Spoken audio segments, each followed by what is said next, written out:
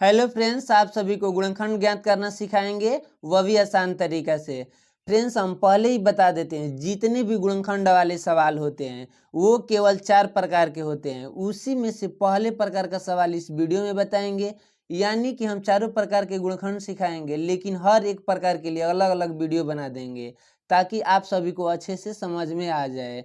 तो चलिए, इस वीडियो में हम ये 2 गुणनखंड सिखाएंगे। तो चलिए, हम पहला गुणनखंड सिखा रहे हैं। पहला गुणनखंड क्या है? 2x² प्लस के 7x प्लस के 6। सबसे पहले हम क्या करेंगे, एक्स स्क्वायर में जो गुणा है 2 और ये लास्ट वाली संख्या 6 है, इसका गुणा इससे करते हैं। ठीक, पहले क्या करते हैं, 6 से गुणा एक्स स्क्वायर का जो गुणांक होता है 2, इससे करते हैं। ठीक, तो 6 दूना कितना हो जाएगा, 12 हो जाएगा। अब दूसरे बार क्या करते हैं, यहाँ पे जो 7 हैं, ये 12 को ऐसे हम लोग तोड़ेंगे, इस तरह से इसको पहले तोड़ देते हैं।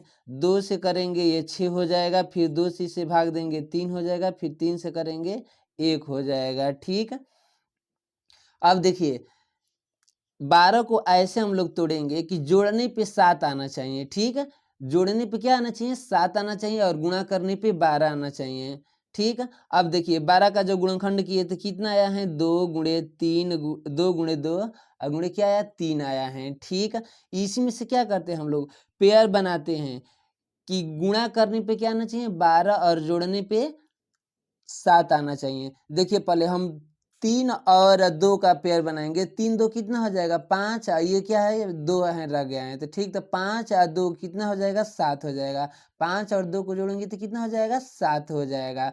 और देखिए इसी का गुणा कीजिएगा, 5 और 2 का, 5 इंटू 2 का गुणा करेंगे तो 5 इंटू 2 का गुणा कर रहे हैं तो 5 दूना का 10 हो जा रहा।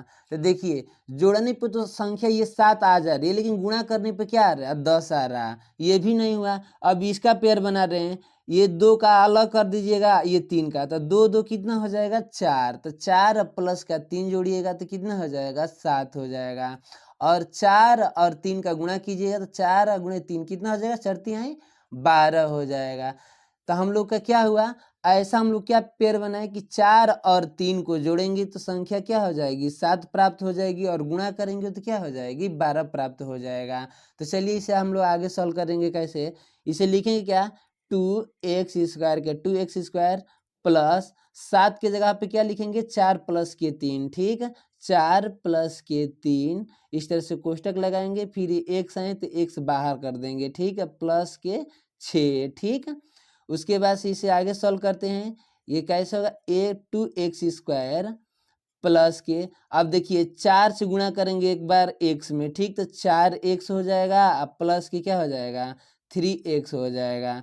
इस तरह से भी जोड़ सकते हैं, 4x प्लस के 3x जोड़ेंगे तो 7x होता है। ठीक, अब प्लस के 6। अब दूसरा हम लोग का ये होता है कि इसमें कॉमन लिया जाता है, दो दो पदों में क्या किया जाता है, कॉमन लिया जाता है। पहले इसे हम लोग विस्तार रूप से करेंगे। ठीक, ये 2x² का मतलब होता है, x² का मतलब होता है कि x का गुणा 2 बार हुआ है। ठीक, x गुणे x हुआ है। ठीक, यानी x² का मतलब होता है कि x गुणे x। ठीक, तो इसे विस्तार रूप में लिखेंगे कैसे, x गुणे x। ठीक, यहाँ पे प्लस है तो प्लस लगा दीजिएगा, 4 और x के बीच में कुछ नहीं है तो गुणा रहेगा। तो यहाँ पे देखिए 2 4 का भी हम लोग क्या करेंगे, गुणनखंड करेंगे, तो 2 गुणे 2 हो जाएगा, ये 4 के बराबर हो जाएगा, और गुणे क्या हो जाएगा, x।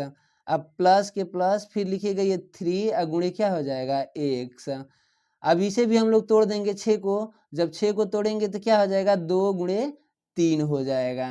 टोटल पद कितने हैं, 4 हैं, 1 2 3 4। इसमें से दो दो पद में से क्या करते हैं हम लोग, कॉमन लेते हैं। यहाँ से एक पद हो जाएगा, एक यहाँ से यहाँ तक पद हो जाएगा। ठीक, दो दो पद में से क्या करते हैं हम लोग, कॉमन लेते हैं। ठीक, अब देखिए इसमें 2 हैं, इसमें भी 2 हैं, इसमें x है, इसमें x 1 है। ठीक, तो इसमें से कॉमन हो जाएगा 2x। ठीक, तो बचेगा क्या, x ये बच जाएगा, केवल x बचेगा, अब प्लस की क्या बचेगा, इसमें 2 बचेगा।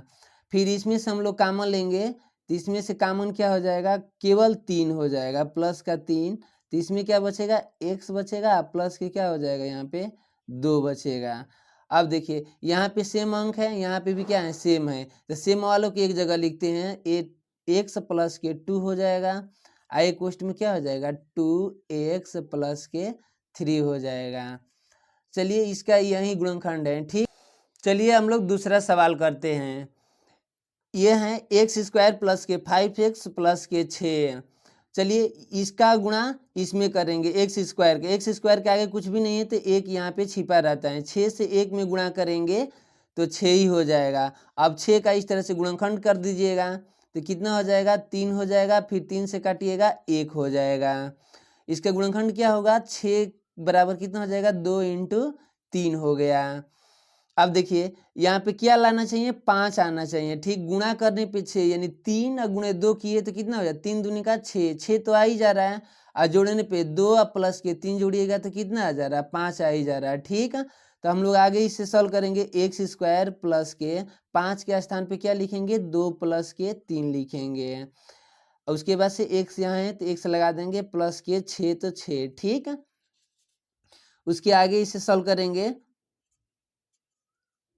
एक्स स्क्वायर प्लस के 2 से गुणा करेंगे एक्स में तो कितना हो जाएगा 2x प्लस के 3x। इस तरह से भी जोड़ेंगे 2x प्लस के 3x तो कितना हो जाएगा 5x के बराबर हो गया। अब प्लस के 6। अब देखिए यहाँ पर अच्छे से एक्स स्क्वायर के मतलब अभी समझाए आपको, एक्स का गुणा कितना बार हुआ है, एक्स स्क्वायर बराबर कितना हो जाएगा एक्स इंटू एक्स हो जाएगा। तो शॉर्टकट में कॉमन कैसे लेते हैं, यहाँ पे एक्स अगर कॉमन ले रहे हैं तो कितना यहाँ पे रह जाएगा एक्स रह जाएगा, प्लस के यहाँ पे 2 रह जाएगा, प्लस के इसमें क्या 3 कॉमन ले रहे हैं। ठीक है, तो यहाँ पे कितना रह जाएगा एक्स, अब प्लस के और 3 दूना का कितना हो जाएगा 6 हो जाएगा। और देखिए यहाँ पे सेम अंक होना चाहिए, एक्स प्लस के 2, यहाँ पे भी क्या आया एक्स प्लस के 2। अगर नहीं आ रहा तो आपका गुणनखंड गलत है। ठीक है, पहले ये सेम अंक वाला एक जगह लिखेंगे एक्स प्लस के 2 और एक क्वेश्चन में लिखेंगे एक्स प्लस के 3। यही हम लोग का क्या हो जाएगा गुणनखंड हो जाएगा।